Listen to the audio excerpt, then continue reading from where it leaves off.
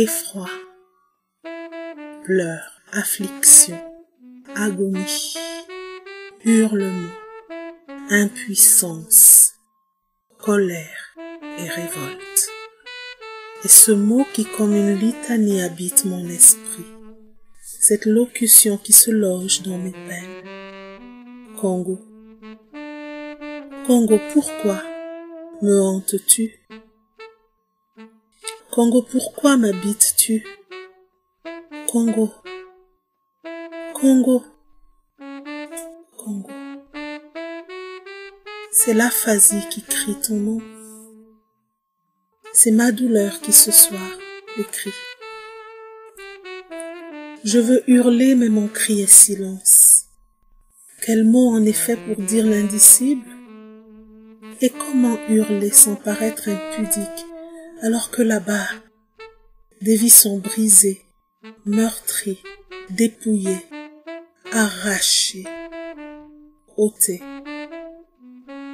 Je suis au chaud dans un pays a priori démocratique, protégé, sauf cas exceptionnels de la folie et de la bestialité des hommes. Alors, depuis mon appartement parisien, comment pourrais-je hurler une douleur qui n'est qu'un écho du réel? Une simple résonance de l'épouvantable tragédie qui se joue là-bas au Congo. Des images dans la nuit me sont parvenues. Moins de 3 minutes, des visages de femmes, des victimes de crimes innommables. Elles racontent le quotidien de tant de femmes et de fillettes livrées à la bestialité la plus inique. Les fillettes et les femmes sont le terrain d'expression de leur prise de pouvoir. Des femmes victimes de viols à la chaîne. L'information n'est pas nouvelle ce soir. Elle m'arrive comme un poignard qui se fiche dans mon cœur, comme pour me rappeler qu'il n'est pas possible, aussi vrai que l'on est humain, de rester à l'extérieur de ce déni de l'humanité qui se joue tout près de nous. L'agonie ressentie me semble impudique par rapport à la tragédie quotidienne vécue par nos sœurs et frères là-bas. Et voilà, j'ai mal. Et des larmes jaillissent de mes paupières. Elles sont aussi incontrôlables que saisissantes. Ce soir, je suis congolaise, enfantée dans cette douleur cathodique qui me prend aux tripes. Pourtant, ce que je sais me parle davantage ce soir. Comment cela se fait-il? Pourquoi?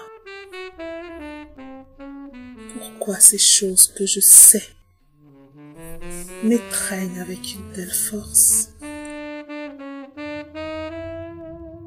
La souffrance qui me saisit me glace. Égoïstement, j'aurais voulu n'être pas passé sur la page d'un réseau social et n'avoir pas vu le lien qui menait à cette vidéo. J'aurais voulu n'avoir pas vu, n'avoir pas entendu, n'avoir pas discerné derrière la dignité de ces femmes d'insupportables dévastations. J'aurais voulu n'avoir pas mal, n'avoir pas si mal. Ma seule catharsis ce soir, c'est l'écriture. C'est d'essayer de mettre des mots sur cette lave qui me consume. Le Congo semble venir se tatouer en moi. C'est étrange, et pourtant c'est évident, si évident.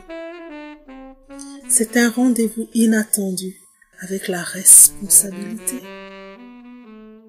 Et là ce soir, je n'ai que mes mots, mais je les ai. Ceux qui établissent les priorités sur les calendriers des tragédies répondant au code de leur publicisation n'ont pas mis le Congo à l'affiche de leur dénonciation. Et des millions de personnes sont mortes. Si je ne me trompe pas, le triste record de la Shoah serait battu, largement battu au Congo, dans un silence aussi assourdissant qu'obscène. Mais on marche sur la tête. Ce sont nos frères, ce sont nos semblables que l'on assassine. Je pense à Fifi, cette petite sœur, qui courageusement ne cesse de rappeler, de combattre, de hurler pour son cher pays, nous rappelant qu'il se passe une chose épouvantable tout près de nous. Je pense à Floribert Cheiyeba qui vient de mourir, victime d'un de ces visages de la barbarie qui nous désarme. Des visages de femmes et d'hommes, de Congolais d'hier et d'aujourd'hui, connus ou pas, disputent aux pensées la place prioritaire dans mon esprit. Partout où l'on bafoue l'humain, c'est la notion globale d'humanité qui recule. Ces pensées défilent dans ma tête, éloignant le sommeil qui avait pourtant défié et défait mes insomnies. Et là, ce soir, je n'arrive pas à me révolter et je n'arrive pas à dormir. J'ai mal, incroyablement mal. C'est physique, c'est émotionnel, c'est douloureux, c'est suffocant. J'ai l'impression qu'il fallait ressentir un peu de cette immense douleur pour ne plus jamais oublier, pour ne plus me taire, pour m'informer, pour n'être plus jamais étrangère au Congo, pour me lever demain dans une conviction née dans mes entrailles, née de cet enfantement, et plus humblement pour donner la main d'association à mes sœurs et frères du Congo et joindre ma voix à la leur pour travailler à sortir le Congo de cet insupportable silence et pour briser enfin les murs de l'indifférence. Pour un jour, reconstruire et ramener l'espoir dans ce pays.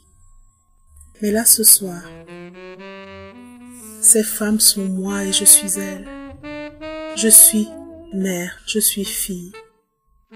Mais je suis aussi père, je suis époux, je suis fils. Je suis eux. Nous sommes un. Ubuntu. Je suis parce que nous sommes. Ubuntu. Fondement de l'être africain depuis des millénaires.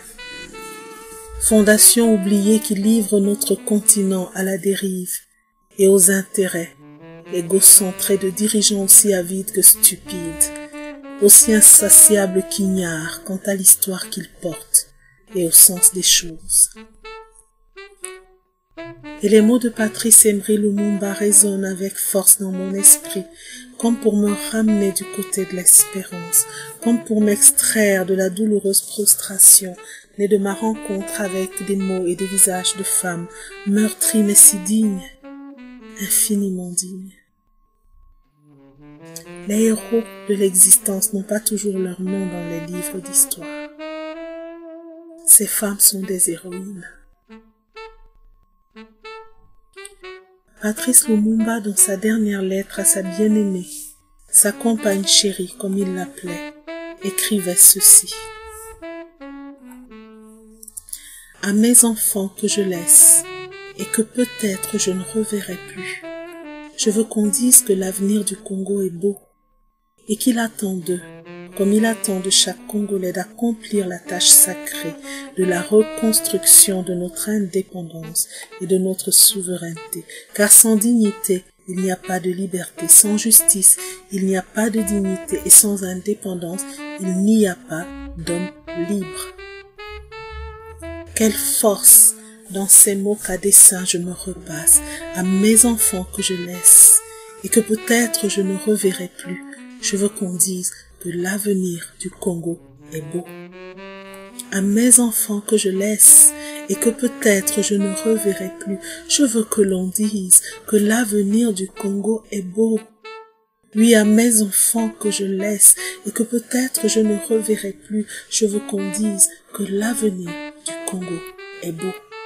Je veux me repasser ces mots d'espoir et de foi, écrits au seuil de la mort, au cœur du chaos, par un homme que j'admire et respecte.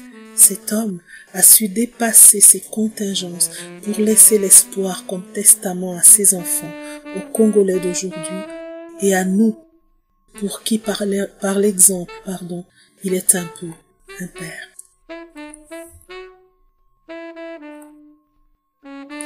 Lumumba est une figure africaine immense qui ne cesse de nous inspirer. Je veux me réfugier dans ces mots pour me rappeler que malgré ce que je vois, l'avenir du Congo est beau. Si le silence assourdissant de ceux qui savent planifier l'émotion internationale et qui ont décidé que le Congo de Lumumba était quantité négligeable dans l'orchestration de la symphonie du sanglot international m'apparaît ce soir encore plus criminel, plus abject, plus cynique, plus obscène, je me souviens des mots de Patrice Lumumba à propos de l'Afrique. L'Afrique, disait-il, écrira sa propre histoire, et elle sera au nord et au sud du Sahara une histoire de gloire et de dignité. Ne me pleure pas, ma compagne. Moi je sais que mon pays qui souffre tant saura défendre son indépendance et sa liberté. Vive le Congo, vive l'Afrique. Où es-tu, Afrique? Où te terres-tu, tandis que tes fils périssent en ton sein? Où es-tu, tandis que les richesses du sol congolais sont converties par les hommes en malédiction pour un peuple exsangue? Où es-tu, Afrique, quand le Congo t'offre la possibilité d'écrire enfin l'histoire? Où es-tu, Afrique, rêvée, souhaitée, littéralement prophétisée par notre aîné? Il est vrai que ce soir je n'ai qu'effroi, larmes et douleur, mais je sais que la révolte tapie en moi ne tardera pas à se lever. En attendant son tour, elle laisse la place à la peine, à la douleur et à l'empathie. Ce soir je sais que le Congo m'est moins exogène qu'avant. Demain, je dirai merci pour cette douleur. Merci pour cette conscience nouvelle. Demain, je réfléchirai. Mais ce soir, j'ai juste une épée fichée dans le cœur. Alors, je vais prier. Prier pour ceux qui sont meurtris au Congo. Prier pour cette terre blessée. Prier pour ma petite Fifi. Prier pour mes amis et frères du Congo, qui y résident ou qui n'y résident pas. Priez pour ceux que la guerre force à l'exil. Priez pour ceux qui depuis l'ailleurs tremblent pour leur famille, pour leur terre. Oui, je vais prier. Et demain peut-être, je me révolterai. Sinon, je le ferai après-demain, le jour d'après. Les mots sont confus, comme les émotions. Demain peut-être. Mais ce soir je crie, Nzambe Nabiso, Tata Nzambe. Ce soir je suis congolaise, Congo Yetu. Le Congo m'appartient et j'appartiens au Congo. Ce soir j'ai mal. Congo, pourquoi me hantes-tu? Parce que je suis tienne et tu es mien.